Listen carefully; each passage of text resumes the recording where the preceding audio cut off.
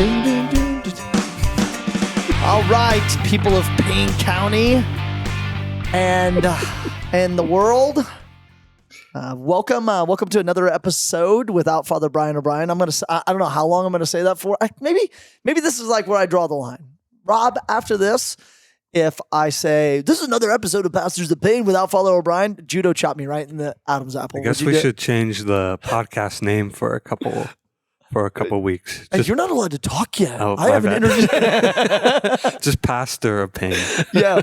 Well, we came up with a couple. We threw out some name ideas without the O'Brien show, and then they all fell on deaf ears. Cricket. But no, when the new priest gets here, we're just gonna. Whenever that guy shows up, I don't know when that's going to happen. But anyway, welcome to the Pastors of Payne show. You're catching this after Sunday Mass or on Thursday when we drop it, or on Pete FM, or on whatever you find podcasts. Hope you enjoyed last week with Ms. Hannah. It was the title of this show was Mrs. Hannah. Mrs. Thank you for correcting me. Was Father Kerry and two surprise guests. Hopefully you figured out one of the surprise guests was in the womb. He or she can't talk yet. So it was a little awkward when I started asking he or she questions and she didn't respond or he didn't respond. And I was like, what? Your kid doesn't know how to talk yet? And luckily, yeah. Then your son doesn't even know how to talk yet. You're a dad. What? He babbles. He babbles. Grayson, he's got like 9 teeth now. He's got a few. I haven't counted. You know, It would be tough to count without him biting you. So. I mean, he does stand there with his mouth open, just periodically like staring at people. Yeah, it'd be hard to see all the way in, though. Yeah.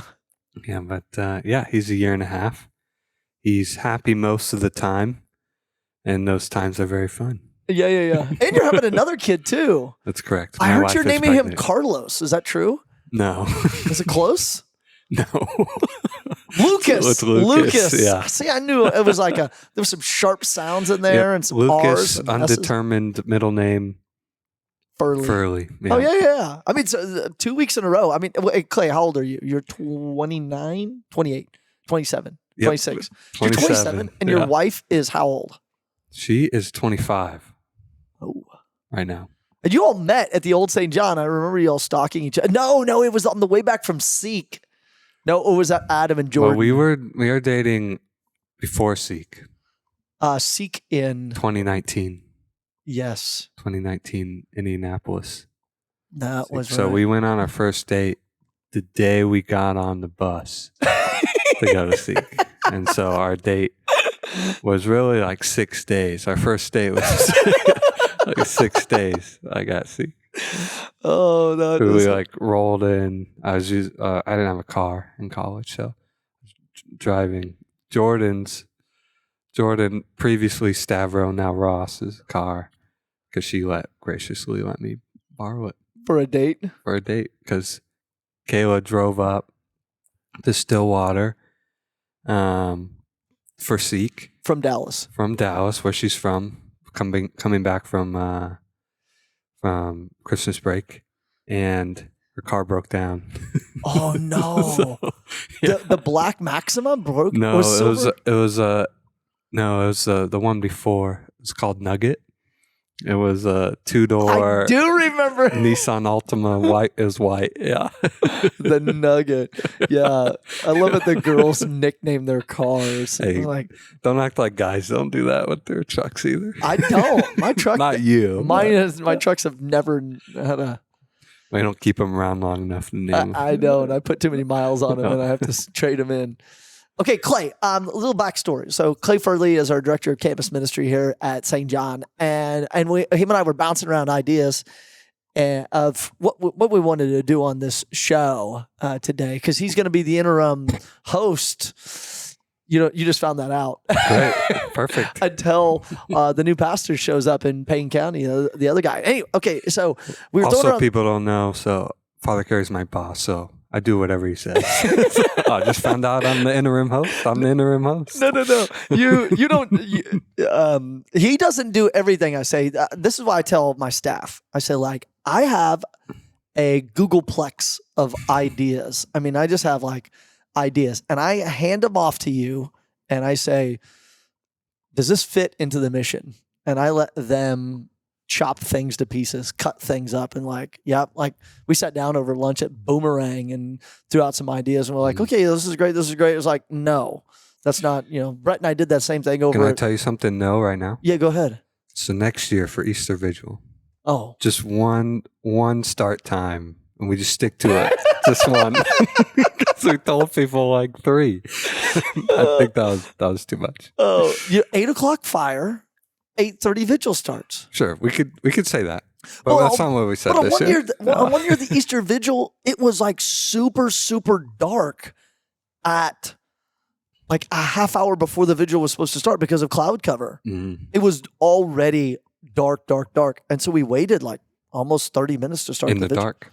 In the dark, standing out there. It was like waiting for the time to show up. So anyway, okay. So this is so Clay and I are bouncing around ideas, and you came. What'd you study here at OSU? It's a great question. I got a bachelor's in university studies. So if you don't know what that is, it's OSU. It's basically like graduating undecided. So But you studied what? What was your first undergrad? My first major, which I changed out of way too late, which was fire protection, safety technology. Oh yeah. For those that knew, like Rob Agnew, he's a professor in that, and then I changed to forestry.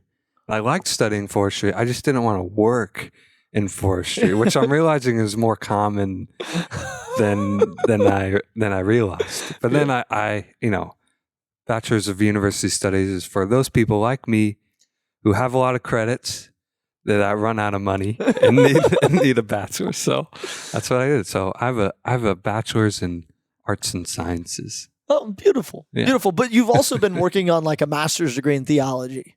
Well, yeah. So I've taken some classes. Actually, it was a bachelor's. Okay. So it's like the Pastoral Center in Archdiocese of Oklahoma City across the border. Boo. has a program where you can get another bachelor's. Okay. If you already have a bachelor's, like me, in theology. So I've taken some of those classes, and they're really affordable. So, which is really nice. Wow. Yeah. Okay. And why'd you decide to do that? Well, I work in the realm of ministry and theology. Last year, I was a high school theology teacher at Cristo Rey Catholic Student Center. Tell me how much you City. loved that place. I really enjoyed teaching. The kids loved you when we went back. They were like, Mr. Furleigh. I was like, this guy's a rock star around here. Yeah. It was really funny. The student that graduated from Cristo Rey that came to OSU, and she was upstairs in the Thinking Quad. We're at St. John, by the way, recording this podcast. And Sam Alabak introduced himself to her, as he does. He's very social and great student. And he asked, like, do you know anyone around here? And she said, her name's Dee Dee. And it's like, yeah, I know Mr. Furleigh. And he started laughing. He's like, Mr. Furleigh? You mean Clay? Yeah, so it's different transition. I think Mr. Furleigh was on the Three's Company. He was like the next door neighbor. Yeah, but spelled differently. Oh, okay. Anyway. Yeah. Okay, so you're getting a bachelor's degree in theology, and you're studying it because of Cristo Rey, and then working. Yeah, it's just the career field I found myself in. Yeah. That's right. Okay, so you got that because it's for your career.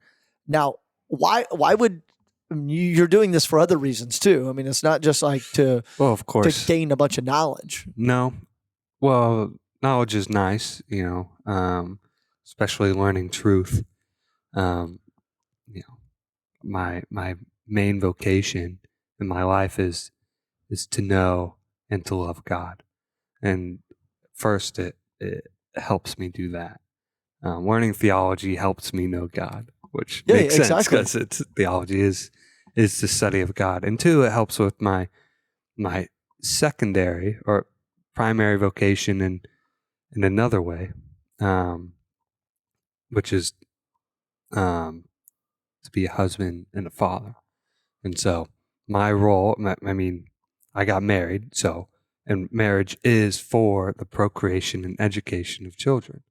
And I've been gracious enough to receive 2 children from God. And, I need to, it's my responsibility to teach them the faith and to teach them what I know about God in order to love him.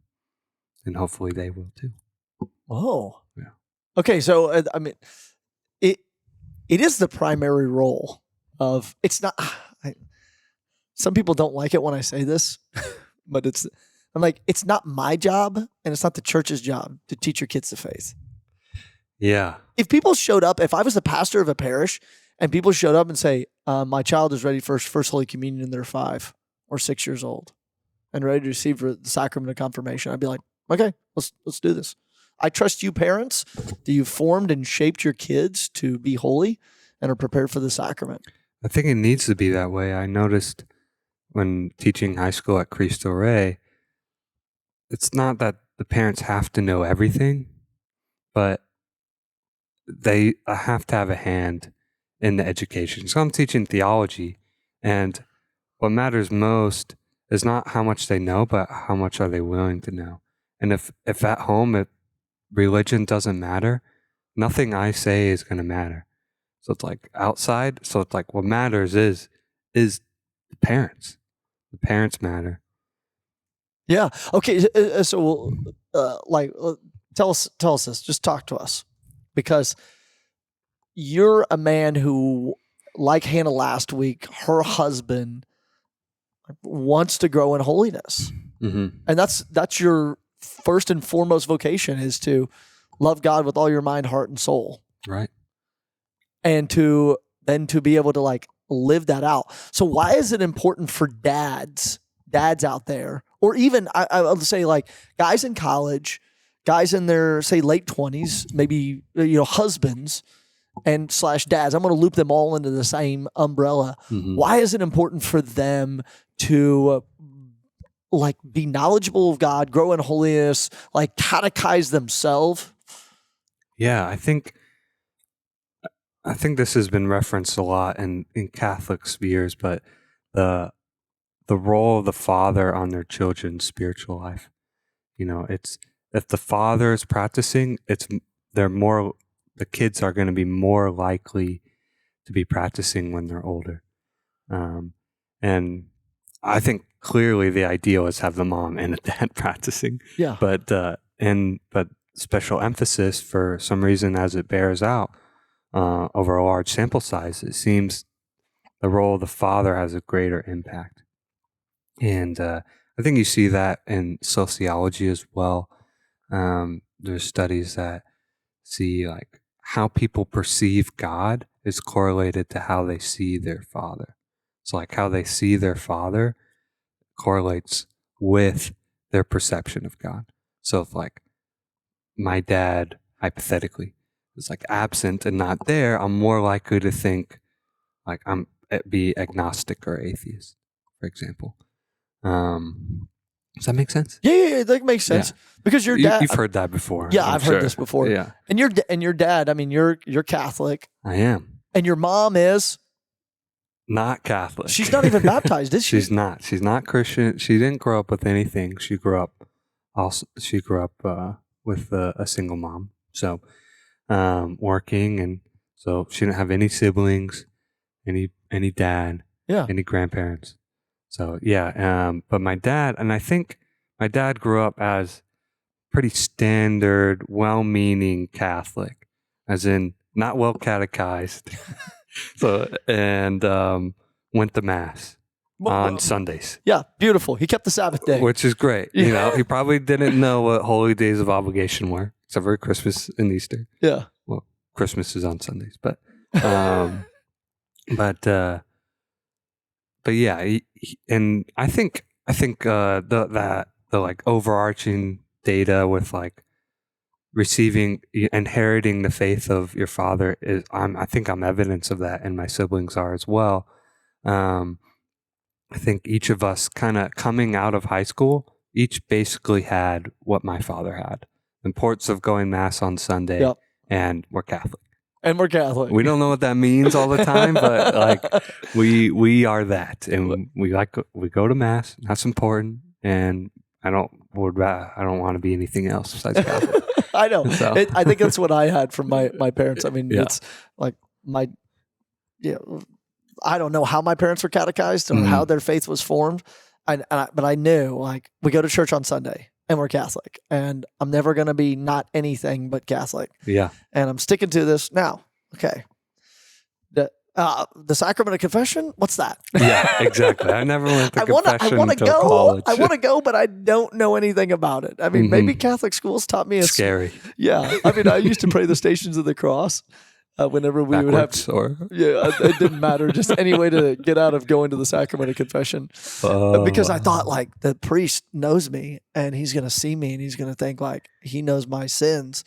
And then when I became a priest, I was like, what? I got more. Heard it a million times. I've got more important things to do in life than think about. Turns out priests don't care. I just want you to be holy. Yeah, exactly. Anyway, okay, so we're about halfway through the show. Now, what are some things that you could like transfer on to dads right now who are your age, you're 26, 27 years old? 27. Okay, this is how great established earlier. As previously stated, if you don't know Clay's age, you could go back to the beginning of the show and he says it twice. Yeah. Now everyone will know. Now repetition is the heart of learning. That's right. That's right. Forgetfulness is the heart unless they hear this podcast a year from now. That'll be different.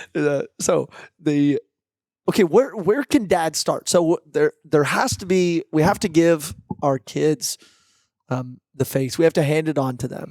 Well, one thing that's, I think, important to emphasize is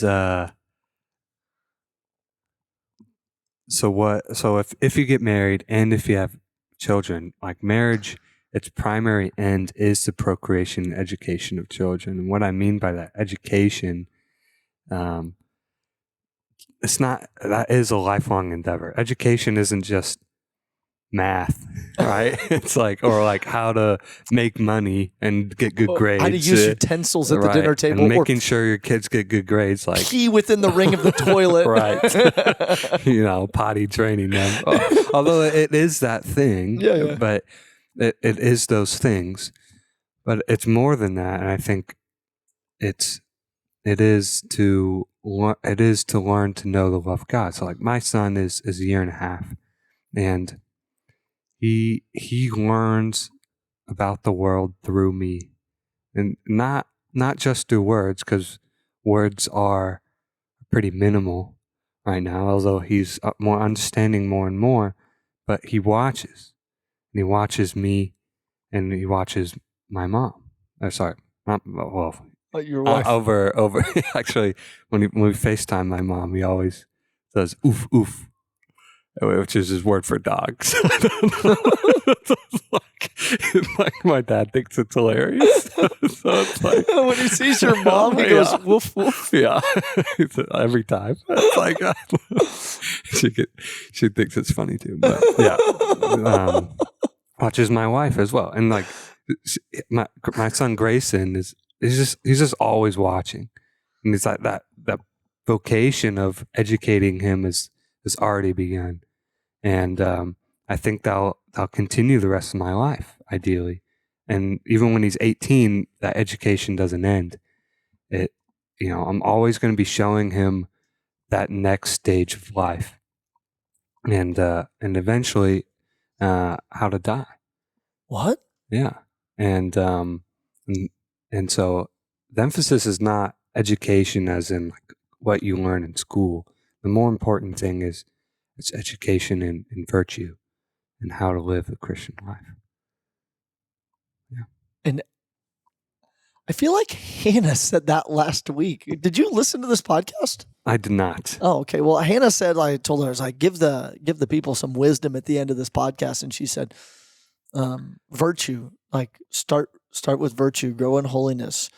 Do those things. And so you're saying that you're retweeting Hannah from last week. I guess so. Well, it's it is the role of the parent is that part. So you're only gonna procreate for so long. So you got to do the education part.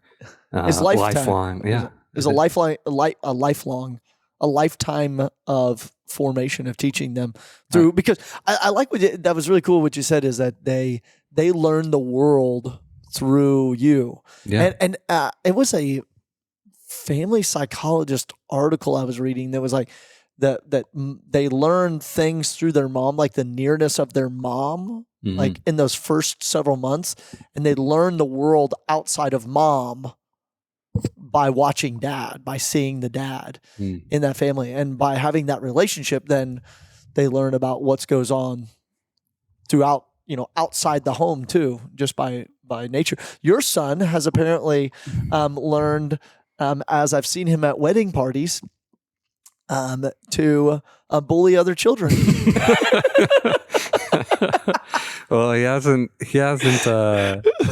really learned too much. I think Roman Ross is his number one victim. Like, he can see Roman Ross from across the room. Last time they're hanging out, they're pretty civil. They both do their own thing. They look at each other and confused, but yeah, there was the they didn't swimming attack pool. Each other. There was okay, yeah, that wasn't the last time though. There was the swimming pool. Then there was your son at the coffee table in the connector over here during the wedding during party. the wedding, and he didn't really have a big concept of other kids at that time. He just saw the toys that he wanted and took them.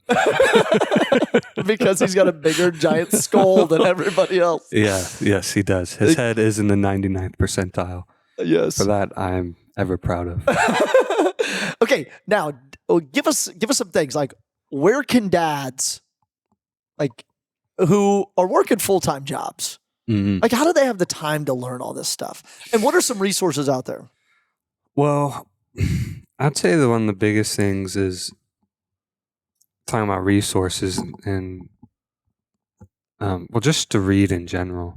I think reading is like a lost art. People would rather watch a video essay or anything else, YouTube, to learn. But I think reading really teaches you how to think. And one of my favorite saints, Blessed Franz Jägerstätter. Oh, it painted on the wall of the church. Yes. I've told people countless stories about him. He's amazing. And he had like a middle school education.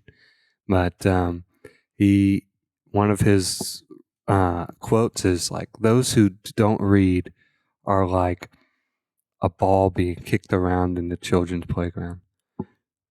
So it's like they don't think for themselves. So they're getting kicked around from, passed around between the kids. And so like reading is, I think,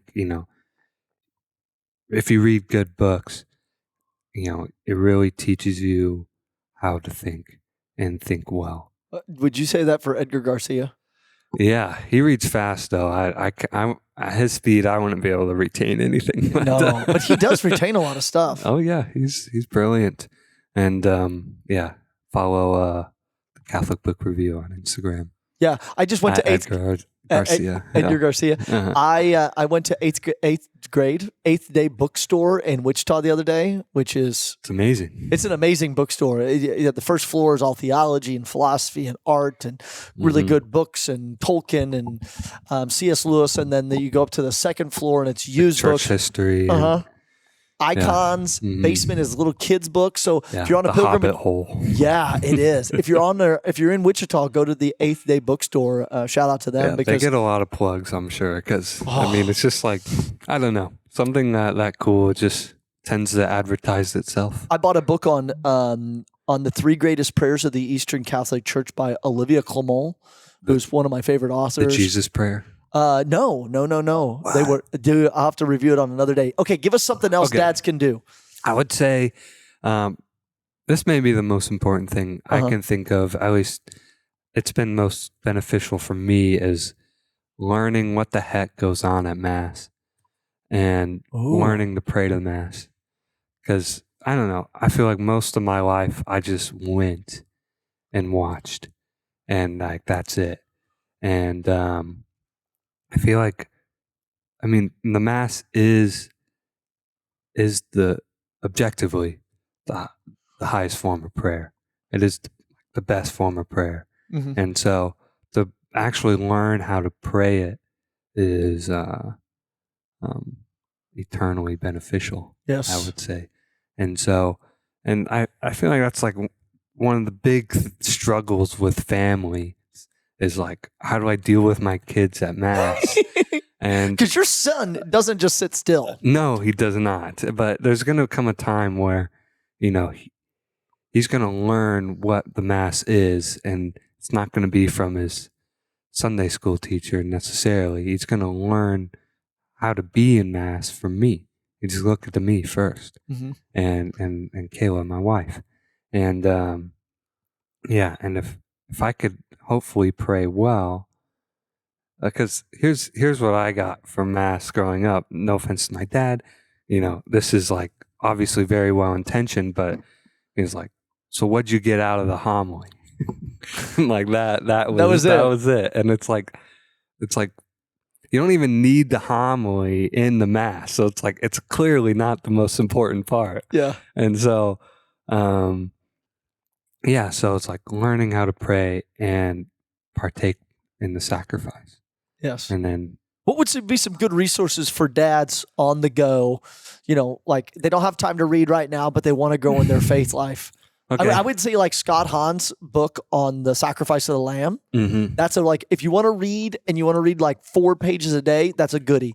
Okay. Father Mike Schmitz, Pray the Mass Like Never Before. You just pray the Mass like never before. That's what I was going to recommend. Oh, it's so good. It's like, it's just an hour, 45 minutes to an hour. I tell people to watch it in 10 to 15 increments because you can only take 10 to 15 minutes of it. You're like, this is so rich and so delicious. Go.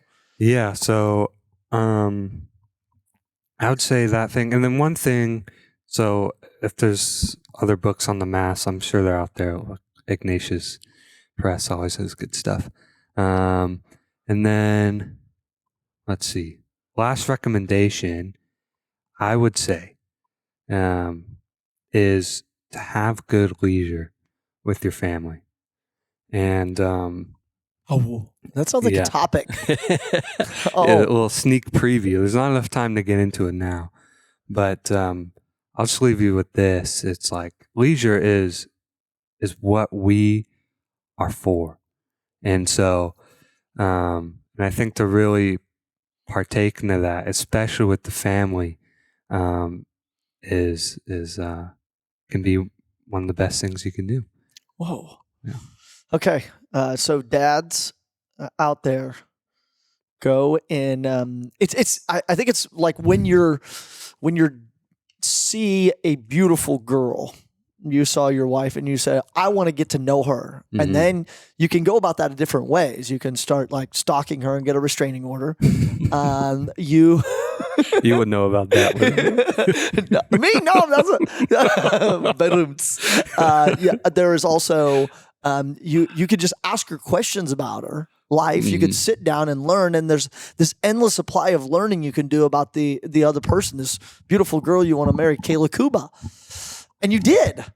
Yes. Yeah. And there's like, you're consistently every day learning something about her. Mm-hmm. And so for dads, it's we should do that with our faith life. Yep. Especially as you learn more about your faith life each day in your relationship with God. I would say it can't teach what you don't know. So read, right? Learn to pray the Mass. It's the most important thing you can do. And then finally, learn how to live in leisure. Yeah. Because and tune in next week on The How. Oh, yeah. Okay, so you know what I thought about as I was is take the prayers, like the prayer of preparation and the prayer after receiving Holy Communion, and those, if you just want to take those and just add them to your prayer life Sunday at Mass, like little prayer of St. Thomas Aquinas, little prayer of St. Ambrose, little prayers right before and after you receive Holy Communion, those will help you in the intellectual life learn a lot more about our loving and saving God. Dang, that's the end of it. There it is. Tune in next week without Father Brian O'Brien again. But you weren't supposed to say that. Blast. Have a beautiful day. Peace.